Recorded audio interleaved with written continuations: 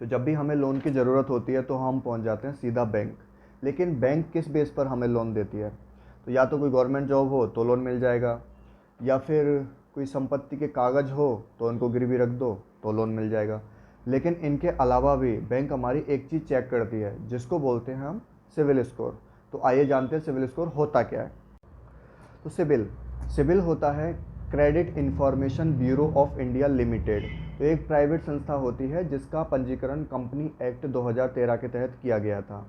और ये संस्था भारतीय बैंकिंग प्रणाली को ऋण संबंधी सुविधाएं प्रदान करती है।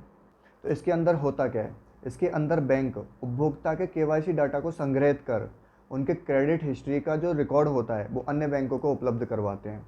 तो उसका फ़ायदा क्या होता है? उसका फ़ायदा ये होता है कि उपभोक्ता ने कितने लोन ले रखे हैं और उसके कितने लोन बकाया हैं, कितने भरे हैं, कितने नहीं भरे, उन सभी का रिकॉर्ड उससे पता चल जाता है।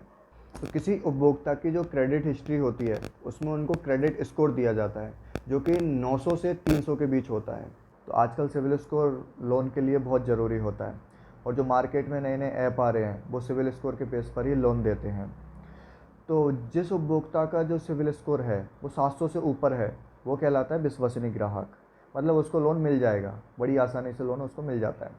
और जिस उपभोक्ता का सिविल स्कोर 500 से नीचे है मतलब वो है डिफ़ॉल्टर ग्राहक। डिफ़ॉल्टर मीन्स पहले उसने किसी ऐप या कहीं से लोन लिया होगा और उसने वापस वो लोन भरा नहीं होगा, इसलिए उसका सिविल स्कोर डाउन है। तो वो सिविल स्कोर बढ़ेगा तभी जब वो पिछला जो उसका रिकॉर्ड है वो क्लियर कर देगा, मतलब जो पिछले जो लोन है वो उनको भर देगा, उसके बाद उसका सिविल स्कोर बढ़ेगा।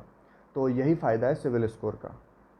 और आजकल सिविल स्कोर बहुत से ऐप पे भी चेक कर सकते हैं, जैसे कि पैसाबाजार.com, पेटीएम पर भी चेक कर सकते हैं। और भी ऐप है जिन पर हम सिविल स्कोर चेक कर सकते हैं।